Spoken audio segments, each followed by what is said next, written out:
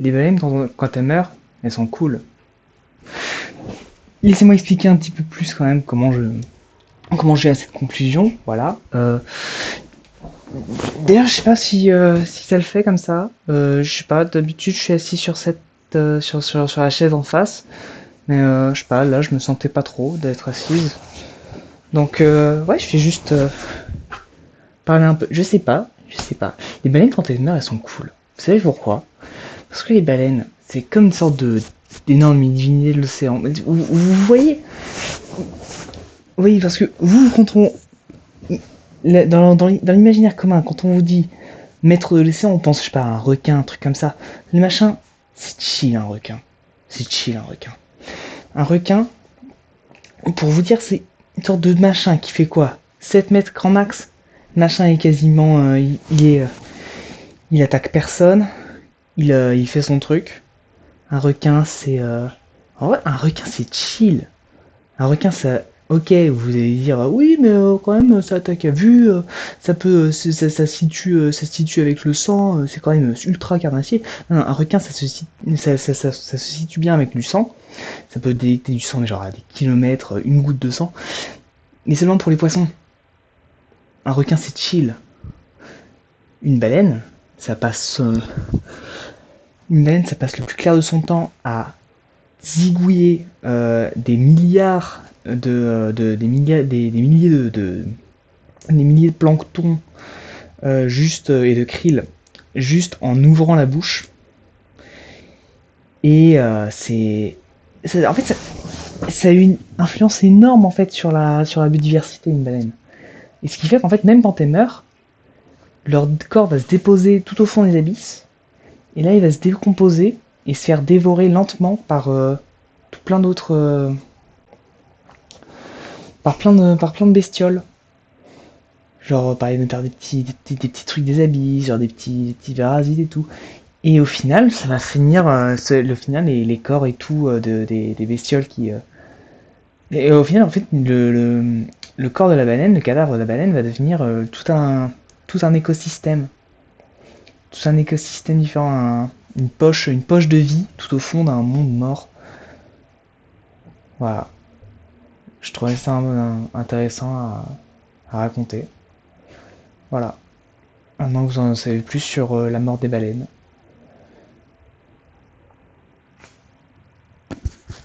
Au départ, je voulais parler un peu de la mort de la mort des dieux, des idéaux, des idées qu'on avait pour une évolution vers, vers un monde plus juste, plus humain. Mais je sais pas, je trouvais que c'était moins cohérent et moins cool que de parler des baleines.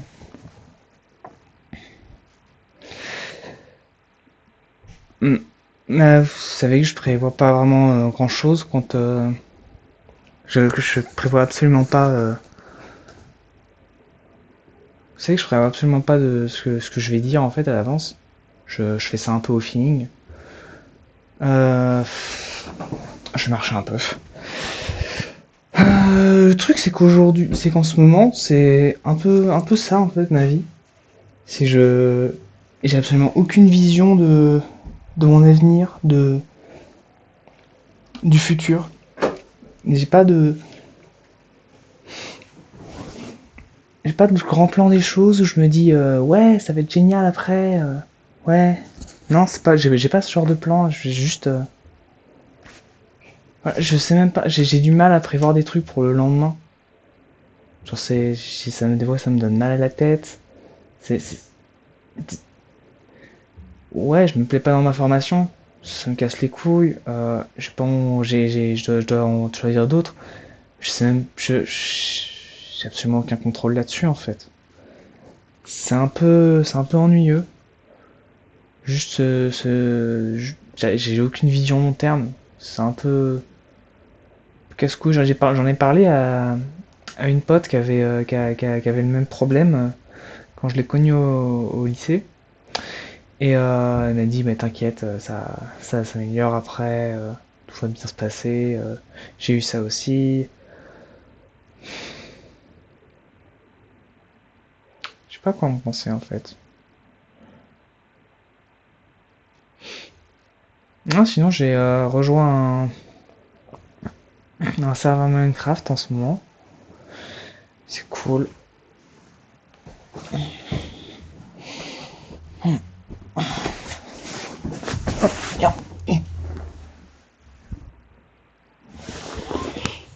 C'est cool dans le sens où,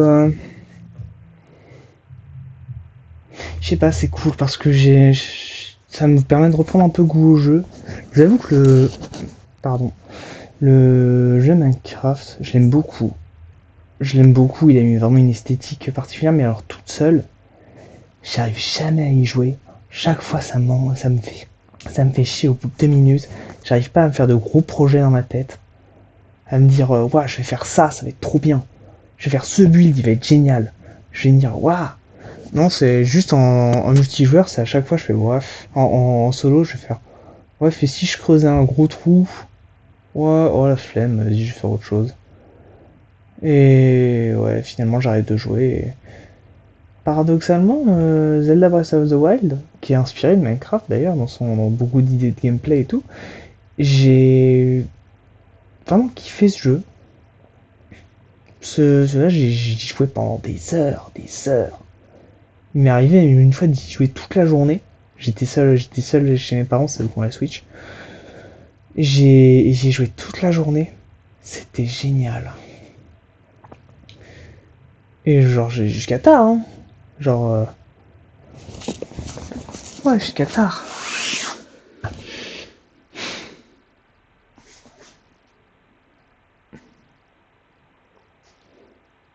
Mm. Voilà, bah c'est cool. J'ai fait une petite taverne. Si jamais vous avez envie, je mettrai le lien du Discord. Ouais, ouais, bah c'est particulier. J'ai fait une petite taverne sur un village. Voilà, c'est fun. Non, je sais pas comment mettre. Je sais pas comment mettre. J'ai envie de me monter, mais je vais montrer. Je fais des tourniboules, c'est trop bien. Je suis bled. Bref. Mais j'ai fait une taverne, c'est cool. On utilise l'or comme valeur comme monnaie. C'est marrant parce que l'or, dans Minecraft, ce qui est drôle avec l'or, c'est que ça sert à rien. Genre vraiment, ça sert à rien, l'or. Genre, vite fait des armures, elles ont pas de durabilité. Vite fait des outils, oh, ils minent peut-être plus vite, ils ont pas de durabilité. Personne s'en sert. Euh, tu peux faire une montre avec, pour te montrer s'il fait jour ou il fait nuit. Personne ne dort de toute façon, on s'en fout. L'or, ça sert à rien. Mais pourtant, l'or, il est pas facile à trouver, et tu peux en faire des blocs. Tu peux même le diviser en pépites, ça fait une formidable modèle d'échange en fait. C'est juste génial. Tu peux faire en faire de la netherite, ça lui donne encore plus de valeur. Ah oui, t'es obligé de gagner de l'or du coup pour te faire de la netherite. Tu paies ta ressource. Du coup, je trouve ça cool qu'on utilise ça comme une échange. En vrai, c'est pas une idée qui m'est arrivée comme ça. J'ai déjà pensé plusieurs fois pour d'autres events et en vrai, c'est fun. J'aime bien cette idée. Permet un peu du, permet un peu d'utiliser toute l'imagination, pas toute l'imagination. C'est quelque chose qui demande beaucoup d'imagination et de réflexion d'inventer une économie, de savoir comment elle va fonctionner, sur quoi elle va se baser. Et comme je me suis dit, vas-y, je vais faire un gameplay capitaliste, ça va être marrant. Du coup, on va se faire une monnaie d'échange, un système très bien, pas serré, mais très bien, qui fonctionne bien, on sait comment il fonctionne, on sait pourquoi il fonctionne, on sait en quel intérêt il fonctionne, on sait pour qui il fonctionne. Et bah en fait, le truc Si on voulait faire du troc, ça aurait été facile, mais on se serait vite retrouvé avec des tas de, avec des coffres remplis de merde. Donc finalement, c'est peut-être mieux de, c'est vraiment mieux d'utiliser l'or. C'est parce que ça peut se crafter en bloc de toute façon. Mm. Ah aussi, j'ai commencé à sortir avec quelqu'un. Bon, on habite loin, du coup c'est, du coup on se retrouve sur Minecraft. Je sais pas si c'est cringe en fait. Je sais pas trop quoi en penser parce que c'est moi qui ai proposé le truc parce que je trouve ça mignon. Parce que je trouve ça mignon et que surtout, bah, aucun de nous deux n'a l'étude pour payer le train. C'est marrant, hein. Mais je sais pas si c'est mignon ou cringe. Parce que je sais que c'est mignon. La dernière fois que ça s'est passé, bon, c'était plus une sorte de partie ensemble plutôt qu'un jeu. Du coup, je sais pas si c'est mignon en fait. Je sais pas si c'est cringe. Parce que des fois, c'est oh, un date sur un. Bah, je sais pas. Je sais pas. Le mec, je le trouve adorable. Il est adorable. Il est adorable. Il est trop mignon. On s'envoie des messages tous les jours. En fait, le seul truc qui nous empêche d'être en couple, c'est le fait qu'on se dise, ouais, c'est peut-être encore un peu tôt pour un couple. Genre, on se connaît quoi, plus que genre une semaine ou deux. C'est encore tôt pour un couple, quoi. Et du coup, on se date. Et c'est fun. Voilà. Bon, du coup, on dit des trucs que être un couple pourrait se dire, je sais pas. Ce qui fait qu'on aura quand même déjà une bonne base de communication pour un potentiel couple. Moi, ça me fait plaisir parce que la communication, c'est super important. Super important dans un couple, la communication. Parce que si tu communiques pas assez, ou si tu communiques pas assez, ou si on t'empêche de communiquer, s'il n'y a pas une bonne communication, que ça vienne de toi ou des autres, hein, bah ça peut être dangereux. Ça peut être dangereux pour toi, pour les autres, et tu risques de pas bien le vivre ton couple. Alors que ce soit volontaire ou non, hein. J'ai envie de dire que si c'est volontaire qu'il n'y a pas une bonne communication, c'est encore pire. Voilà. C'est pour ça que. D'ailleurs, ce qui est marrant, c'est que ma vision de la tromperie, c'est ok, t'as eu des relations avec quelqu'un d'autre, et surtout l'important c'est que t'en as pas parlé. Et ça, c'est pire que tout. En parler, c'est pas tromper. Enfin, faut se mettre d'accord dessus quand même. Évidemment, oui, si un jour ou l'autre, bah, je sais pas, ma copine me dit ouais, je vais aller voir ailleurs juste pour ça, bah bon, j'ai allé voir quelqu'un comme ça. On en discute avant, ok?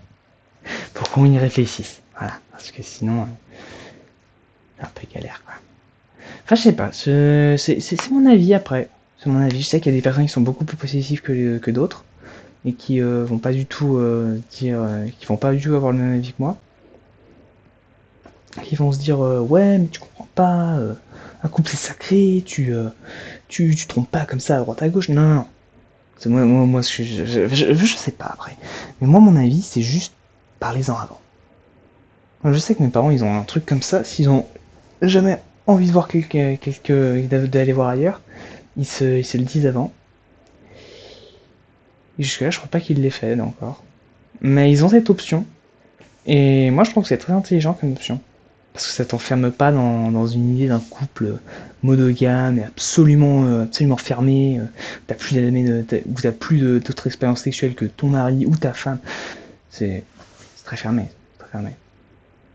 Mais d'un côté, ça évite le truc genre, oh, mais qu'est-ce que tu faisais avec elle? Ça évite le drama, ça évite les engueulades.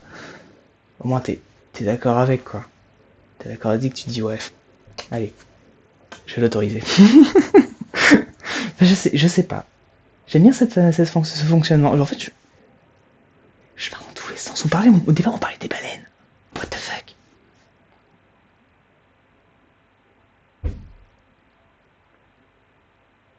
Non, le pénis des baleines, il fait 3 mètres. Voilà. Et les marins, il y a des marins qui ont confondu des pénis de baleine avec des monstres marins. C'est le truc de 3 mètres qui sort de l'eau comme ça. Coucou. Oh mon dieu, un serpent de mer. Voilà. Les baleines, c'est cool. Je sais pas comment terminer. Allez, let's go.